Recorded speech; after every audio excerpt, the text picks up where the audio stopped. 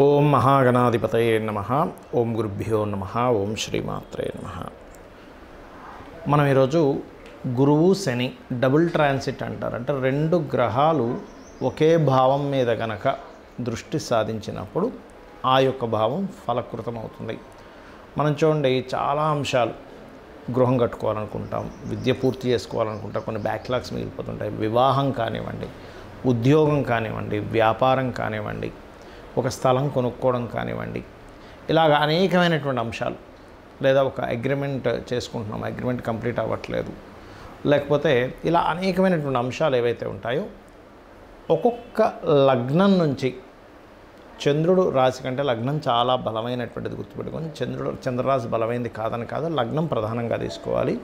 మనకి జన్మజాతకాన్ని రీడ్ చేసేటప్పుడు కూడా లగ్నం నుంచే చూసుకుంటాం. కావున లగ్నం నుంచి ఈ డబుల్ ట్రాన్సిట్ అనేటువంటిది ఏ భావం మీద పడుతుంది, అలా ఆ భావం పడ్డప్పుడు మరి అది ఎంత ఫలకృతం అవుతుంది. దాంతోపాటు కుజకేతువులు కూడా కలిసి ఉన్నారు ఇప్పుడు మనకి. దాని ద్వారా ఎటువంటి జాగ్రత్తలు తీసుకోవాలి, ఈ డబుల్ ట్రాన్సిట్ మరియు కుజకేతువుల యొక్క ప్రభావం ఎంతకాలం ఉంటుంది. ఈ డబుల్ ట్రాన్సిట్ దాదాపుగా 1 year ఉంటుంది.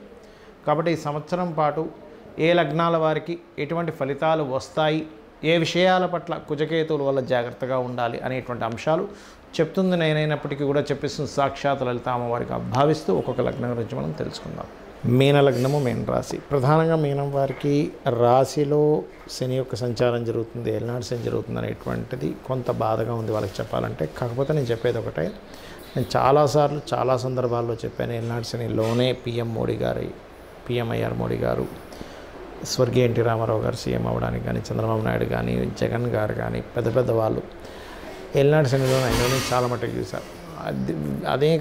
అనేక రకాల దేశాల్లో ప్రెసిడెంట్లు కూడా అవ్వడం నేను చూశాను. అంటే ఏమిటి, ఏలినాడు శని ఎక్కడా కూడా మిమ్మల్ని ఉన్నత స్థానానికి వెళ్ళడానికి ఎక్కడా అడ్డుపడదు.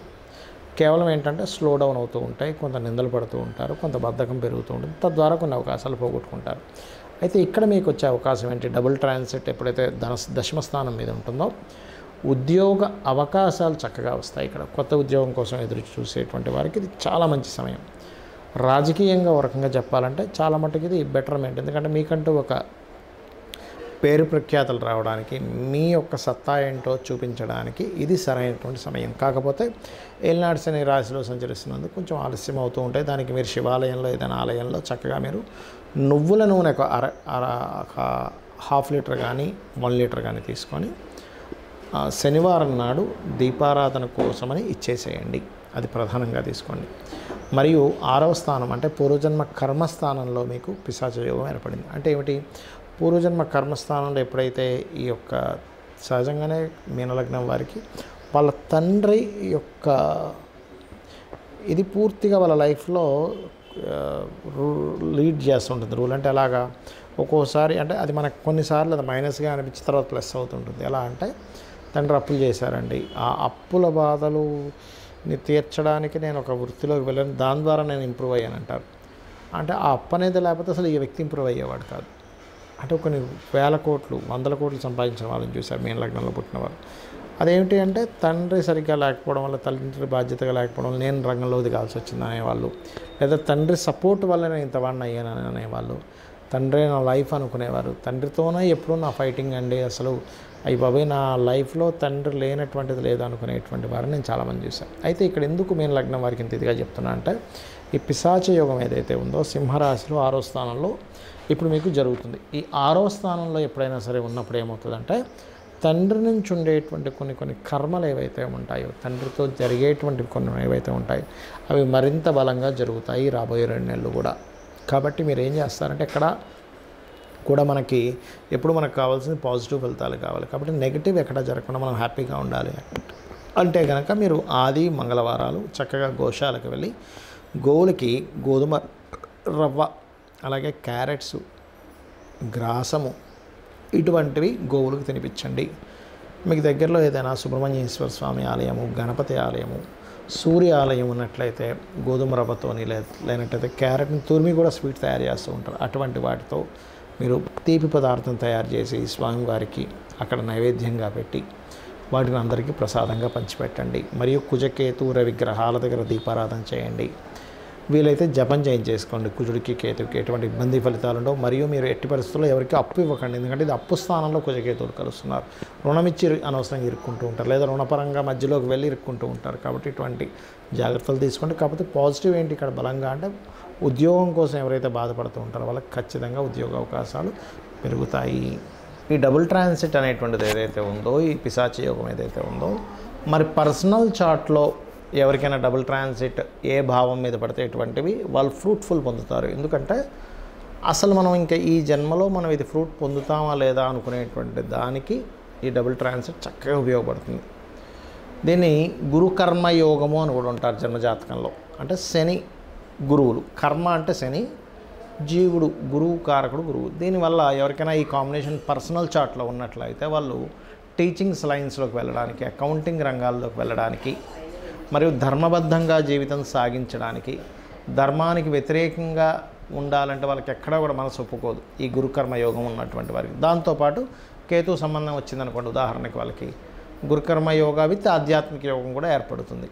సో ఇది గుర్తుపెట్టుకోండి. అయితే ఈ డబుల్ ట్రాన్సిట్ కనుక ఎవరికైనా వాళ్ళ పర్సనల్ చార్ట్లో జన్మలగ్నం మీద సంబంధం ఏర్పడింది అనుకోండి, వాళ్ళు 100% ధర్మబద్ధంగా ఉంటారు. కాకపోతే లగ్నాధిపతి కూడా బాగుండాలి అక్కడ.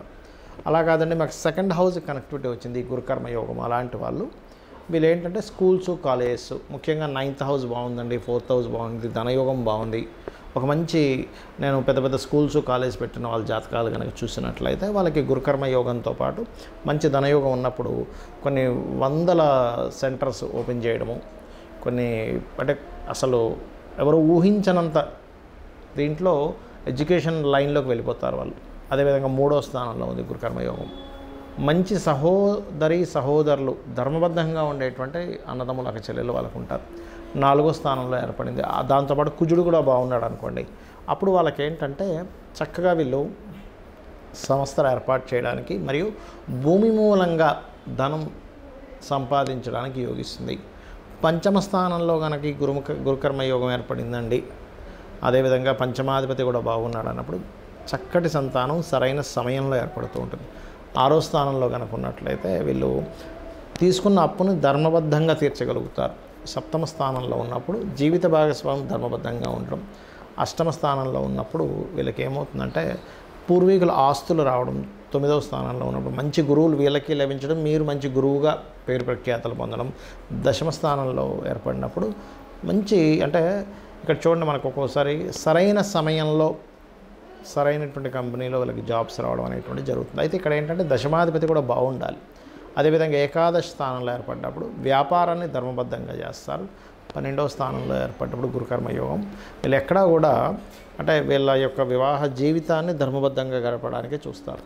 గురువు ఉన్నా లేకపోతే గురువు శనులు కలిసి ఉన్న 12వ స్థానం మీద దృష్టి ఉన్నా కూడా. అయితే ఇవన్నీ నేను మీకు ఎందుకు చెప్తున్నానంటే ఇది ఖచ్చితంగా ఫ్రూట్ఫుల్ ఇచ్చేటువంటి కాంబినేషన్ అంటారు దీన్ని గురుకర్మయోగం. మీ జన్మజాతకంలో ఏదైనా బలానా భావం మీద ఉంది, కానీ ఆ భావాధిపతి కూడా బాగున్నాడు అన్నప్పుడు ఖచ్చితంగా ఆ భావాన్ని మీరు పొందుతారు. కొంతమంది అంటుంటారు చూసారు, ఏమిటోనండి నేను జీవితాంతం కష్టపడ్డానే అసలు ధనవంతుడిని అవుతాను అవను అని భయం వేస్తుందని. ఇటువంటి వారికి ధనస్థానం కనుక మీకు ధనాధిపతి బాగున్నాడు అన్నప్పుడు మీరు ఒక హోప్ పెట్టుకోవచ్చు జీవితంలో. ఎస్ నేను ఖచ్చితంగా ఏదో రోజు కేఎఫ్సి అధినేత చూడండి, ఆయన 70వ ఏట 65-70వ ఏట ఆయన మొత్తం ఆయన యొక్క సామ్రాజ్యాన్ని విస్తరించగలిగాడు. అంటే ఏంటంటే ప్రతి వ్యక్తికి కూడా వాళ్ళ యొక్క జాతక చక్రంలో ఒక గొప్ప యోగం, ఇలాంటి డబుల్ ట్రాన్సిట్ యోగం ఉన్నప్పుడు ఖచ్చితంగా వాళ్ళకి ఒక మంచి లైఫ్ అనేటువంటిది ఉంటుంది. చాలామంది ఏంటంటే ఇవన్నీ వదిలిపెట్టేసి కేవలం ఏలినాటి శని వల్ల నేను ఇబ్బంది పడుతున్నాను, కాల్సర్ప యోగం వల్ల ఇబ్బంది పడుతున్నాను అని బాధపడుతూ ఉంటారు. ఒకటి గుర్తుపెట్టుకోండి, మీ పర్సనల్ చార్ట్లో అసలు ఏ మహాదశ నడుస్తుంది, ఇది కేవలం తాత్కాలికమే. కొన్నిసార్లు కొన్ని మహాదశలు 5-6 ఏళ్ళు ఉన్నప్పుడు, ఇంకా బ్యాలెన్స్ ఉన్నప్పుడు 5-6 ఏళ్ళ తర్వాత మీకు బాగుంటుంది. ఒక్కోసారి కొన్నిసార్లు కొన్ని కష్టం కూడా రావడం మంచిగా జరుగుతుంటుంది. అంటే ఎలా అంటే ఆ పర్టికులర్ పీరియడ్లో స్ట్రగుల్ అయినప్పుడు మనిషి చాలా స్ట్రాంగ్ అవుతాడు. ఆ స్ట్రాంగ్ మైండ్, స్ట్రాంగ్గా ఉండేటువంటి విల్ పవర్ వాళ్ళ లైఫ్లో ఒక స్టేజ్కి తీసుకెళ్తుంది.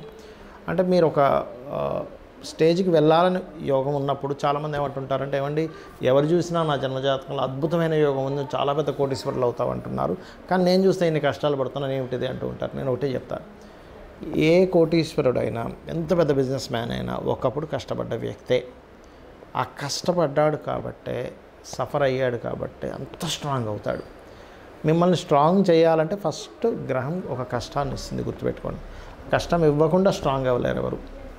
మనం మజిల్స్ పెంచాలన్నా మన బాడీకి, మన మజిల్స్కి ఫస్ట్ కష్టాన్ని ఇవ్వాలంటే ఒక పెయిన్ ఇవ్వాలి. పెయిన్ ఇచ్చిన తర్వాతే అది స్ట్రాంగ్ అవుతుంది. సో మీ అందరికీ కూడా చెప్పేది ఒకటే, మీరు ఎటువంటి కష్టాల్లో ఎటువంటి ఇబ్బందుల్లో ఉన్నా, మెయిన్గా ఇవాళ రేపు అప్పులు ఎక్కువగా ఇబ్బంది పడుతున్నారు అప్పుల బాధలతో, కాబట్టి ఓం అపర్ణాయే నమః. ఫైనాన్షియల్ గ్రోత్కి ఓం సంపత్కరీ సమారూఢ సింధుర వ్రజ సేవితాయే నమః అనే మంత్రం. లేదండి నాకు హ్యాపీనెస్ లేదు, బిజినెస్లో ఇంప్రూవ్మెంట్స్ లేవనుకునేటువంటి వారు ఓం ఇంద్రగోప పరిక్షిప్త స్మరతూనాభజంగికాయే నమః. అలా కాదు నాకు మంచి జాబ్ రావట్లేదు అనుకునేటువంటి వారు ఓం మాణిక్య మకుటాకార జానుద్వయ విరాజితాయే నమః అని చేసుకోండి. అన్ని విధాలు మీకు బాగుంటుంది. శ్రీమాత్రే నమః.